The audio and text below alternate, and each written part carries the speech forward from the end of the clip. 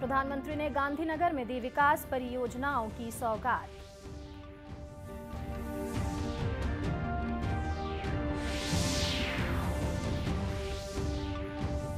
CBSE ने जारी किया 10वीं और 12वीं का परिणाम।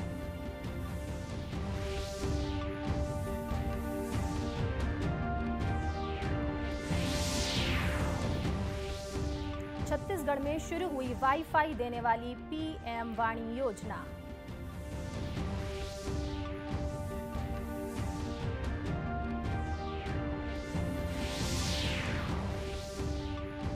और चावल घोटाले को लेकर भाजपा की प्रेस वार्ता, प्रदेश सरकार पर साधा निशाना।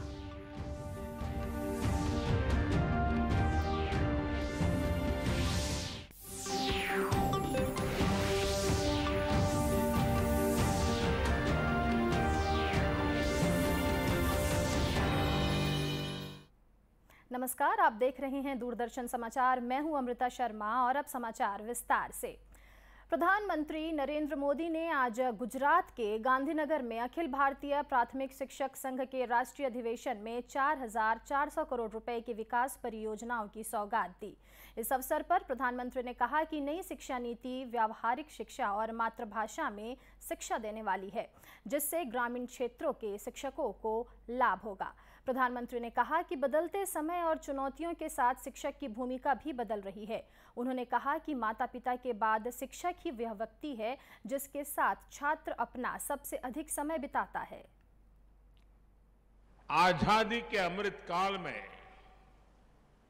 जब भारत विकसित होने के संकल्प के साथ आगे बढ़ रहा है, तो आप सभी शिक्षकों की भूमिका बहुत बड़ी है। गुजरात में रहते हुए मेरा प्राथमिक शिक्षकों के साथ मिलकर के राज्य की पूरी शिक्षा व्यवस्था को बदलने का अनुभव रहा है।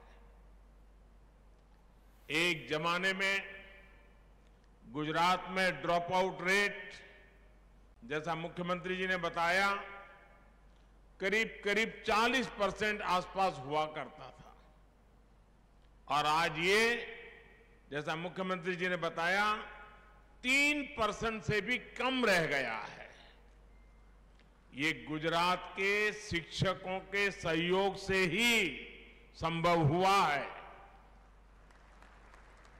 गुजरात में शिक्षकों के साथ मेरे जो अनुभव रहे, उसने राष्ट्रीय स्तर पर भी नीतियां बनाने में, पॉलिसी फ्रेमवर्क में हमारी काफी मदद की है। प्रधानमंत्री मोदी ने कहा कि पहले शिक्षकों के पास कम संसाधन होते थे, लेकिन अब शिक्षक संसाधनों से परिपूर्ण हैं। साथ ही विद्यार्थी भी निडर हो रहे हैं, यह अच्छी निशानी है। संसाधनों की कमी, इंफ्रास्ट्रक्चर का अभाव जैसी कई चुनौतियां होती थी, और तब छात्रों की तरफ से कोई खास चुनौती नहीं होती थी। आज टीचर्स के सामने से संसाधन और सुविधाओं की जो कमी थी, वो जो समस्याएं थी, वो धीरे धीरे दूर हो रही है। लेकिन आज की पीढ़ी के बच्चे, छात्र, उनकी जो जिज्ञासा है, उनका जो कौतूहल है, वे मां बाप के साथ साथ टीचर्स के लिए भी एक बहुत बड़ी चुनौती, चैलेंज लेकर आया है। ये छात्र गुजरात के मुख्यमंत्री भूपेंद्र पटेल से भरे हुए हैं। ये छात्र नीडर हैं, और उनका स्वभाव 8 साल की उम्र का, 9 साल की उम्र का छात्र भी टीचर को चुनौती देता है। कार्यक्रम में गुजरात के मुख्यमंत्री भूपेंद्र पटेल के साथ अन्य मंत्रीगण और कई शिक्षक भी शामिल हुए। अगली खबर का रुख करते हैं। आपको बता दें, केंद्रीय माध्यमिक शिक्षा बोर्ड ने आज 10वीं और 12वीं का रिजल्ट जारी किया, जिसमें 12वीं कक्षा में पास हुए विद्यार्थियों का प्रतिशत लगभग 87% रहा। बोर्ड परीक्षा के परिणाम छात्र डिजी लॉकर और उमंग ऐप पर देख सकते हैं। परिणाम को डाउनलोड करने के लिए उन्हें अपने पिन या पासवर्ड का प्रयोग करना होगा।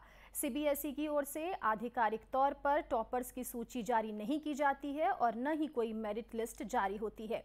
सीबीएसई ने इस संबंध में कारण बताते हुए अपनी रिजल्ट अधिसूचना में कहा कि छात्रों के बीच अस्वस्थ प्रतिस्पर्धा से बचने के लिए बोर्ड के पहले के निर्णय के अनुसार कोई मेरिट सूची घोषित नहीं की जाएगी। और अब खबर दुर्ग से।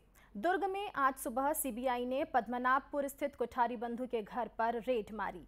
सीबीआई की टीम में करीब 20 से ज्यादा लोग शामिल हैं। सीबीआई के अधिकारी कोठारी बंधु के घर की जांच पड़ताल कर रहे हैं। कोठारी बंधु निवास के सामने सीआरपीएफ के जवान भी तैनात हैं। कोठारी पर करोड़ों रुपए हवाला को लेकर शिकायत की गई थी। इस मामले में ही सीबीआई यहां पहुंची है। पश्चिम बंगाल में भी 56 करोड़ की धोखाधड़ी के मामले में एफआईआर दर्ज हुई थी। इस मामले में भी कोठारी बंधु शामिल बताए जा रहे हैं। एफआईआर दर्ज किए जाने के बाद कोठारी बंधु फरार हैं। देश के सभी सार्वजनिक स्थानों पर वाईफाई की सुविधा उपलब्ध कराने वाली प्रधानमंत्री वाईफाई एक्सेस नेटवर्क इनिशिएटिव योजना के तहत आज छत्तीसगढ़ में इसकी शुरुआत हुई। रायपुर प्रेस क्लब में आयोजित प्रेस वार्ता में पीएम वाणी के सह संस्थापक गौरव सिंह ने बताया कि पूरे देश में इस योजना के तहत सार्वजनिक डाटा केंद्र खोले जा रहे हैं, जिससे अब लोगों को बेहतर इंटरनेट कनेक्टिविटी देने वाली मुफ्त वाईफाई सुविधा मिलने लगेगी। साथ ही उन्होंने यह भी कहा कि पीएम वाणी योजना को घर घर तक पहुंचाया जाएगा। इस योजना का मकसद डिजिटल इंडिया को बढ़ावा देना है। पीएम वाणी में आज गवर्नमेंट ने डिसाइड किया है कि हर आदमी वाईफाई बेचे और हर आदमी रिचार्ज कमाए। और सबसे बड़ी बात, आप अपनी सोसाइटी में, अपने गांव में कहीं पे भी वाईफाई बेचे, तो वाईफाई बेचने के लिए आप बेसिकली कोई क्वालिफिकेशन की, कोई टर्नओवर की कोई रिक्वायरमेंट नहीं है। और आप कॉल सेंटर भी खोल सकते हैं वाईफाई क्रांति के। 12,000 रुपये सीट हम दे रहे हैं। गांव-गांव में कॉल सेंटर, घर घर में कॉल सेंटर। आप 10 सीट का कॉल सेंटर खोलें, 20 सीट का कॉल सेंटर खोलें। कैसे खोलेंगे कॉल सेंटर, कैसे बात करेंगे और कैसे कमाएंगे इससे? वेबिनार पे आउट 20 रुपीज़ हम दे रहे हैं। आपको रोजगार नहीं मिल रहा, आप पेटीएम, आप सिर्फ ये कर सकते हैं कि मैं बोल नहीं सकता, मैं समझा नहीं सकता, तो 4 से 5 गूगल मीट पे डेली वेबिनार होता है। वेबिनार में बुलाने के भी हम 20 रुपये रोज दे रहे हैं। आपने बुलाया और डेली पेटीएम आ जाए तो कैसे आएगा ये? तो 9289289204 पे आप कॉल करिए, एक लिंक आएगा, उस लिंक को आप शेयर करिए और सबको बताइए पीएम वाणी कैसे कर सकते हैं। गौरतलब है कि इस योजना के तहत सार्वजनिक डाटा सेंटर खोलने के लिए किसी लाइसेंस की जरूरत नहीं है, लेकिन डाटा सेंटर संचालक को दूरसंचार विभाग के साथ रजिस्टर्ड होना आवश्यक है।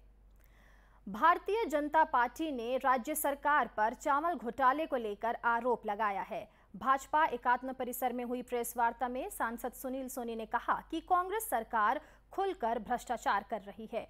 कोरोना के समय प्रधानमंत्री मोदी ने हर व्यक्ति को 5 किलो चावल आवंटित किया था। इस चावल का आवंटन छत्तीसगढ़ सरकार ने नहीं किया। भूपेश सरकार ने 5,000 करोड़ से अधिक का चावल घोटाला किया है। चावल घोटाले की जांच के लिए केंद्रीय जांच टीम आई हुई है। हमारी मांग है कि भूपेश बघेल को मुख्यमंत्री पद से इस्तीफा दे देना चाहिए। प्रधानमंत्री मोदी जी ने इस देश के 80 करोड़ लोगों को प्रति व्यक्ति 5 किलो अनाज दिया, ताकि ये आपदा के समय कोरोना कालखंड के अंदर में भूख से किसी की मृत्यु ना हो, उसके भूख को शांत करने का काम किया। और ऐसे समय में गरीब के अन्न को छीनने का काम भूपेश बघेल जी ने किया और उस 5 किलो अनाज को खा गए। खुद विधानसभा में स्वीकार किए कि 68,000 मेट्रिक टन चावल का घोटाला हुआ है। पैसा कहां गया, उसका जवाब देना चाहिए। और गरीबों का जो अन्न को लूटा है और जिन लोगों ने लूटा है उनसे पैसा वसूल करके उन सारे गरीबों के यहां नगद पैसा भेजना चाहिए। प्रेस वार्ता में पूर्व विधायक नंदे साहू, भाजपा प्रवक्ता केदार गुप्ता और संदीप शर्मा भी मौजूद थे। प्रेस वार्ता में मौजूद सदस्यों ने यह भी कहा कि राज्य सरकार के घोटाले की लिस्ट बड़ी लंबी है। जितना घोटाला प्रदेश में हुआ उतने में गरीब का घर बन सकता था। और अब आपको बता दें कि आज विश्व अस्थमा दिवस है। विश्व में लगभग 1 अरब लोग अस्थमा से पीड़ित हैं। भारत में अस्थमा के उतने ही रोगी हैं जितने मधुमेह और हृदय के हैं। अस्थमा के प्रति लोगों को जागरूक करने के लिए जांजगीर के जिला अस्पताल में विश्व अस्थमा दिवस मनाया गया। Asthma care for all theme के जरिए अस्थमा के प्रति लोगों को जागरूक किया जा रहा है। इस अवसर पर लगे स्वास्थ्य शिविर में कई तरह की जांच की गई। शिविर में कई लोग ऐसे भी थे जो सीनियर सिटीजन की श्रेणी में आने के बाद भी बिल्कुल स्वस्थ थे। अस्थमा रोग विशेषज्ञ डॉक्टर शाहबाज खांडा ने कहा कि अस्थमा रोगियों को अपने खानपान का विशेष ध्यान रखना चाहिए।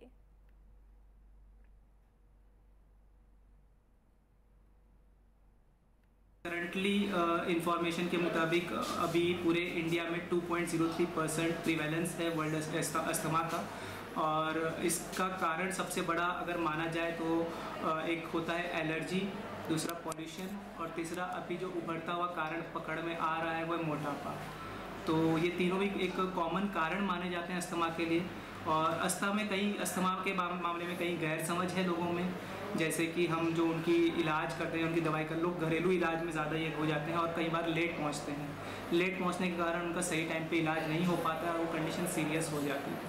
तो सलाह ये रहेगी कि अगर किसी को भी दिक्कत होती है सांस लेने में और साल में 2 से ज़्यादा बार होती है तो तुरंत अपने हॉस्पिटल में आए, उसका जांच करवाएं, उसका कारण पता करें और उसका सही इलाज लें। इस मौके पर पावर प्रेजेंटेशन के जरिए अस्थमा से होने वाले समस्याओं के बारे में बताया गया। विशेषज्ञों ने बताया कि अस्थमा का निदान यही है कि जितनी जल्दी इसकी पहचान कर ली जाए और चिकित्सक की सलाह पर उपयुक्त उपचार भी शुरू कर दिया जाए। और अब देखते हैं खबरें जिलों से।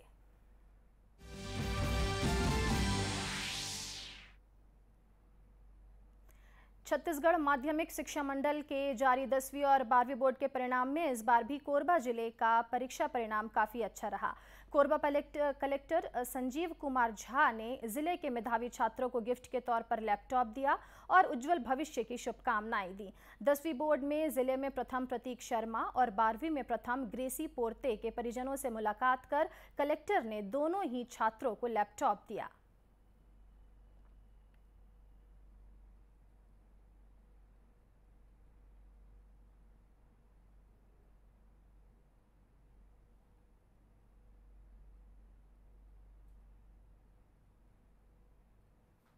कोंडागांव कलेक्टर दीपक सोनी ने जिला सहकारी बैंक की शाखा को पुराने जिला अस्पताल में स्थानांतरित करने के लिए व्यवस्थाओं का निरीक्षण किया।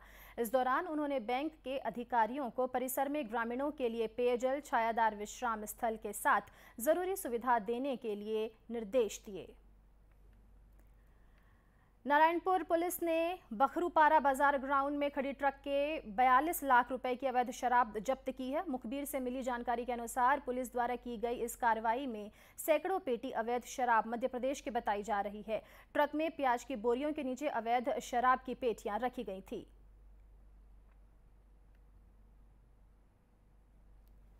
और अंत में मुख्य समाचार एक बार फिर से। प्रधानमंत्री ने गांधीनगर में दी विकास परियोजनाओं की सौगात।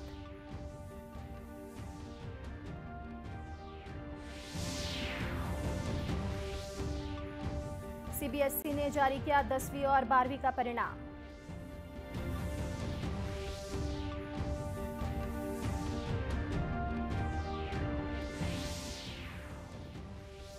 छत्तीसगढ़ में शुरू हुई वाईफाई देने वाली पीएम वाणी योजना।